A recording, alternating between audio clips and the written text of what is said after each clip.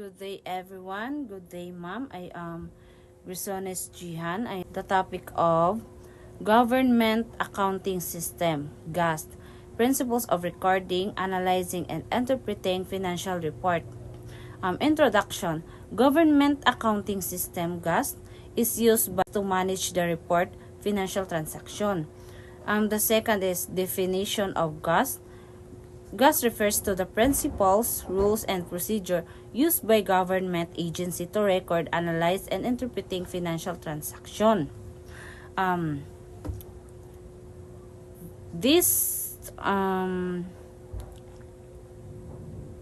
slide is ang government accounting system or GAST ay tumutukoy sa mga prinsipyo, rules at procedure na ginagamit ng mga government agencies na para i-record or i-analyze at i-interpret ang mga financial transaction ng gobyerno.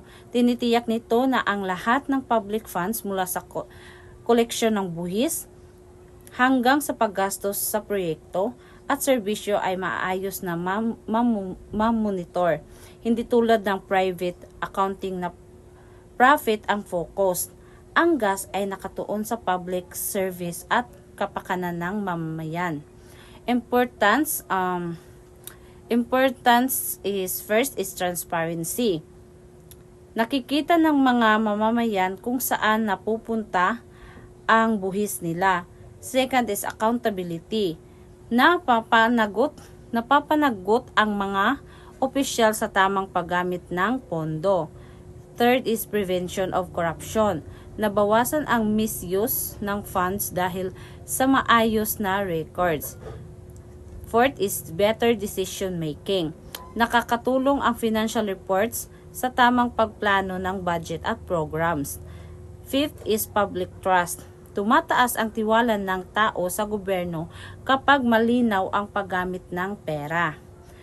For examples, pagre-record ng mga taxes na kinukolekta ng BIR and pagsubaybay sa budget para sa paggawa ng kalsada at paaralan, pagmonitor ng disaster relief funds para masigurong mapunta sa mga nasalantahan. A meaning of GAST is nagsisiguro ng transparency, accountability, at tamang paggamit ng public funds. Ibig sabihin, ang pera ng bayan ay ginagamit lamang sa legal at makabuluhang proyekto. Example, kung may pondo para sa flood control, sinisiguro ng GAST na mapupunta ito sa drainage system at hindi sa personal na gastos. Like how diyon kuman sa ato nabatian ng mga issue about sa flood control na yan mga ghost project, dili yan pwede kay makuan sa gihapon, makuanan sa gihapon nila kay kibali naga-monitor sa sila sa mga gastuhon sa mga materialis ingana. Next is objectives of GAST. First, accountability of public funds. Second, transparency and reporting. Third is supporting decision making. Dapat, first is accountability of public funds. Dapat maipaliwanag ng mga opisyal kung paano ginagamit ang pondo. Ilakibalingan i-explain na amoy ini, nganha na to ini butang, nganha na to ini siya, nagkinahanglan kita nanyaon na materialis na para nganha trabahoon. Bali dili siya matawag na malika nila kay nakibali yaon tawag yaon kumbaga naanay naga-monitor. Second is transparency in reporting. Amo na initon ang financial records ay bukas sa audit at pwedeng makita ng publiko. Amo iton laong ko na yaoy na mag-monitor. It means mag-record. Example, pag-post ng annual financial report sa website ng munisipyo. Kay kinanglan sa gidyon i-report. And third is support decision making. naghatag ng data sa pagplano ng palisiya. Example, paggamit ng financial reports para magdesisyon kung madagdagan ng kuan like yaon sa lain na sub na area nga to sila maghimo ng yaon kuan tawag yung flood control or others like classrooms ingana. The last is nature of government accounting. Focus on public interest, legal compliance, and budgetary control. Here's slide is, ang government accounting ay nakatuon sa public interest, legal compliance, at budgetary control. Ibig sabihin, dapat sumusunod sa batas at aprobadong budget ang paggastos ng gobyerno. Ang mga key features niya is service focused and profit. Mahigpit na pagsunod sa batas. Budget-based ang spending. May regular audits at reports. Ang importance niya is sinisiguro legal ang paggamit ng pondo. Second is naiiwasan ang overspending at misuse ng budget.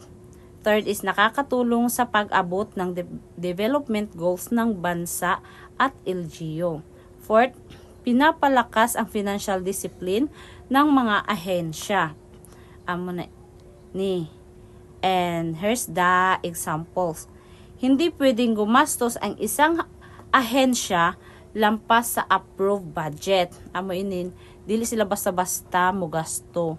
Kung ano yato ngadto sa gibudget para sa yaon na project na ila himuon, amo dagay diyan na nila kuan angay himuon kay di sila pwede mulapas kay nakakuha na siya nakabutang na sa ila kibali aprobado na yaon. And ang pondo para sa edukasyon or sa mga tao like yan na or sa area na ila kuano yan may project nila nganha ay hindi pwedeng ilipat sa kibali like yaton flood control. Tapos dili sila pwede mo balhin nga to sa yaton sa business like yan magtindog sila ng building iba nakita or mula ang taraw na para sa classroom an ila kay plano is dos andanas pero an ila dagigama is isa dili ang pwede gina-audit gina COA ang government expenses para masigurong legal ang paggamit. Ang COA amoy mag-audit gayud na kung nasakto ba nila paggamit ang kibali ang yato na pondo. And the overall of my report, ang government accounting system ay mahalaga para masiguro ang pera ng bayan ay ginagamit ng tama. Malinaw at ayon sa batas, nakakatulong ito upang maiwasan ang korupsyon, makagawa ng tamang desisyon at mapalakas ang tiwala ng mamamayan sa gobyerno. Amayad to siya ang ako part. Dili basta-basta mugamit ng kwarta ng gobyerno kung dili pinaagi sa pag-approve ng budgetary. And dili sa basta-basta magpataka paggamit sa pondo na mulapas kaw para dalamang sa own personals nimo na kumkomon. Dapat ato gayud tuunan ng taong bayan sa ato as a mag-budget nan para sa mga projects na ato angay buhaton. O labi na yaton kinahanglan kung may project, kinahanglan humanon. Dili basta-basta yato i-ghost project. That's all. And next reporter, please.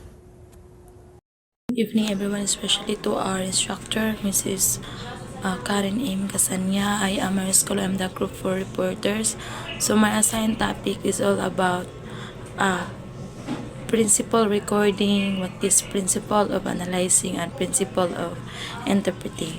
So first, we will know about what is the principle of recording. So the principle of recording is a systematic documentation of all financial transactions using prescribed standards. So ang principle of recording is ginatawag na siya nga recording phase kay gi-record ta ng transactions sa transaction gikan sa books of account. So example ani kanang magsweldo ang mga magsweldo ang mga employees sa mga government. So need nilang recording into accounting books para dito maibawaan ko pila ilang sweldo ana bay mabawas. So dito na to makita tanan mga transactions, tanan ilang kung pila ilang mga sweldo. So there are three importance of recording. So number one is accurate data, which means is very essential when it comes to principle recording. So this other term is an ultimate purpose para masiguro gud nga na accountability of transparency. So if dili ni makuan na nila na sa mga accounting station or sa mga department, if dili nila ma-record og sakto ang mga funds, so it may result missing funds or nadyo mga audit problems. So number two is to prevent misuse or fraud. So para ma-prevent ang mga dili sakto nga paggamit sa kwarta or mga funds. So example aning scenario is ang treasurer nag-withdraw 50,000 para sa medical mission sa barangay. So tungod sa principle of recording, need ipakita ang record kung pila ang mapalit ato ng mga tambal. So kung dili nila so pag sa mga tambal or mga invoice, so kung wala nila ipakita kung pila ang napalit na mga tambal, so that is kanang question kay nahurot ang kwarta pero walay mga kulang og mga tambal nga iyang gipalit. So number 3 is basis for audit when it comes sa mga COA or commission audit. Ang COA is sila ang gina-check sa mga transactions sa mga funds if sakto. So ang COA is dili lang sila ingon na puro salita lang. Sunod nila ang mga paper, mga important paper, mga digital recording para patunay nga legal o valid ang inyong gipang pangbuhat or sa mga transaction. So diri na pud ta sa number 2 is which is principle of analyzing. So it evaluate budget performance and resource allocation. So daily ma-review ang mga financial data para to understand the performance. So example ani is to analyzing help to determine if a government agency overspent its budget for a project. So diri na to ma-analyze sa mga government na overspent na ang mga budget sa mga project nga gihimo. So there are the uses of financial analysis. So there are 3 uses of financial analysis, which is number 1 is budget control. So when it comes to budget, dapat ay control kung asa lang kutob ang gastuson sa mga agency or the government para dili magka-deficit or magkulang ang kwarta. So example na pod is kuan ang mga DBM o Department Budget Management sa mga cost of 500 million sa Department of Health. So dili siya pwede na i-allocate po siya sa lain like pagpahimo og mga kalasada. Kay mas atong gina-priority 3 is para dili magkulang-kulang ang kwarta para na budget control. So number 2 is planning. So dapat planong natay mga i-contextualize or i-analyze or unsa ang buhaton or pila ang kailangan na budget. Number 3 is policy evaluation. So, pagsusuri sa resulta kung sulit pa ang gigasto ni sulit magigasto when it comes sa mga medical access nga na gipang allocate ng mga resources, worth it pa ang paggamit para sa mga taong bayan. So the last principle is principle of interpreting. It explains financial data clearly to stakeholders. Bali isa siya sa ka-guide sa sa mga accountant aron ma-interpret nila kung giuno or unsay kagamitan ang anang transaction kay dili man pwede na magkuha ka transaction nga walay interpretation. So example ani na situation is ang customer ni palit og gift certificate, it cost 5,000 miadtong last December 2023. So pag interpret ani dili siya sales o kita sa December 23. I-record kini nga unearned revenue or utang kay mahimo lang siya og sale kung gigamit sa customer ang gift certificate sa pagpalit og produkto sa tuig sa year 2024. So why man, so ang point ani ma-recognize lang ang kita kung nahatag na ang service o product dili sa panadawat lang og ang kwarta. So there are 3 important principle of interpreting. There are 3, which is nganong importante ang interpreting to improves accountability. So this is one of the important nga very accountable ta when it comes sa mga funds, labaw na sa mga nagtrabaho sa mga agency. So need ko to i-apply ang accountable responsible to our action. Kaya when it comes to kung funds ang gamiton, dili laong pa ni to our instructor is a lifeblood doctrine. So kwarta na sa mga taong bayan. So as a public servant for the government, we need to prioritize or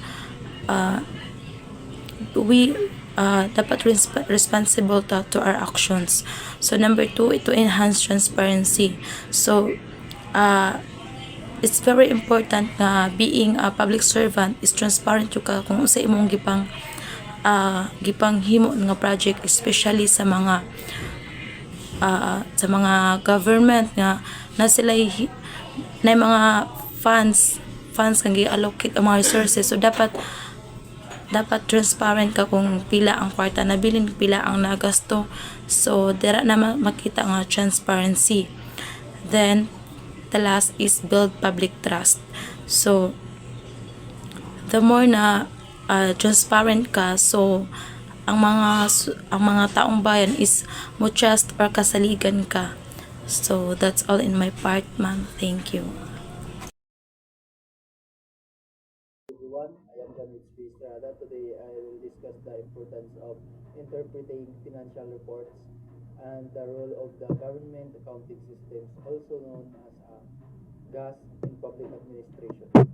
So first, interpreting financial reports is very important because it improves accountability when financial information is properly interpreted.